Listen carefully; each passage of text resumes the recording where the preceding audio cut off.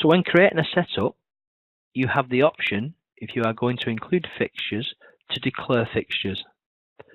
So you can create a type of keep out or a safe zone for the tooling and the programming.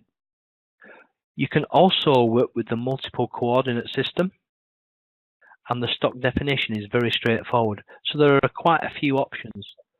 So let's look at creating a setup. So what we're going to do, we're going to use an existing one exactly in the same folder as before in the adoption workshop, and we're going to create the setup ready for processing here. So I'll go back into Fusion. Let me just close a couple of these screens down now. Don't save. If I save all these, I'll have loads of stuff saved that I don't need. Save, don't save that now. If I go back now into, I need to come out of this. Let's go adoption path. We want to go into creating toolpaths and fundamentals, and number 2, that's going to setup. And the one that I'm going to use is a coupling here. I'm going to use this CAM2 setup here. So you can see what we've got, quite an elaborate setup here. We've got a machine bed, we've got some fixtures, and then we've got our mold model that we're machining out. So let's go to the creating toolpaths folder. To start creating a setup, we need to first go into the CAM workspace. So I go into the CAM workspace here. You'll notice all the tools have changed up at the top. These are all relevant to the actual CAM workspace that we're going to be using. And you notice I've got a setups folder, which currently I've got nothing in there. So we actually need to create a setup. So if we go into setups, new setup, and we've got this. So when it opens up, you can see that it makes a guess at the stock as the whole model. So that's including the bed, it's including the fixture, it's including everything that we've actually got in our design. So in this case, yeah, it's including the beds and the fixtures. So what we need to do is define what the model is.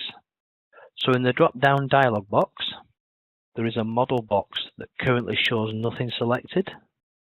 See that there? Model, nothing selected. Highlight the nothing, so click that and select the model. And you notice everything seems to change around there. Set the operation type, make sure that it's set to milling. You can see there are a couple of options there.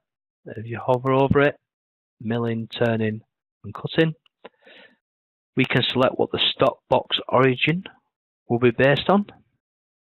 So the stock point origin here. But what we can do also, we can actually set the Z-axis. I can click on the Z-axis arrow. So what we're going to do, select the stop point here, select that point there, and you'll notice now it's got X going that way, Y going this way, and Z actually is going in the wrong direction. It needs to be pointing upwards at the minute. I can click on the Z arrow shaft there. Is it click, and it clicks it upwards, and then to change this round the Z X-axis, if I double click the arrow, it changes it round. So we've now actually set now that that's our stock origin point. This is our X-axis, this is our Y-axis, and this is our Z-axis. So we've managed to flip them directions round. The next thing I'm going to do, it's not always necessary, but because we've got fixture points that are so close to the model itself, I'm going to put a tick in the fixture box here. So I'm going to click that fixture box, and then what I'm going to define is all these fixtures. So I'm going to go around and I'm going to select all these as fixtures, and they will become a no-go zone. So hopefully, when I've selected them all, there should be 16. Hopefully selected. I've got 16 selected.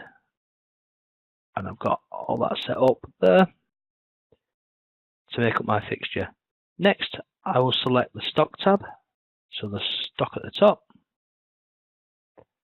One thing you will notice about Fusion 360's dialogues in the CAM workspace is many of them have multiple tabs, and they all serve separate functions or functions that complement one another. So going into the stock tab, I can tell it what size of stock I'm going to want to use.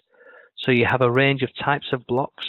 People may ask, what if I am using a casting or a part finish block, or as long as they have a model of that part finish design, they can choose from solid and they can use the as stock. So in the relative, so they can actually come down here and they can actually use from solid, so they can actually load in an existing design or drawing that they've got. So there's actually a few options there that they can pick. This one is relative to the size.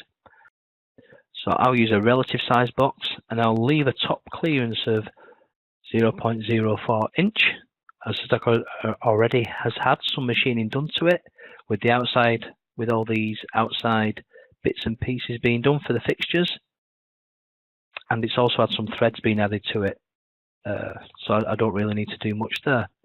Finally, on the post processor tab, we can add a program number and comment.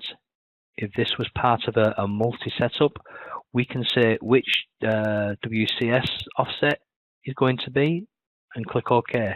So if we want to do, we can put an offset in there, or we can do some things in there, but I'm quite happy just to go OK. And now I've got my first setup.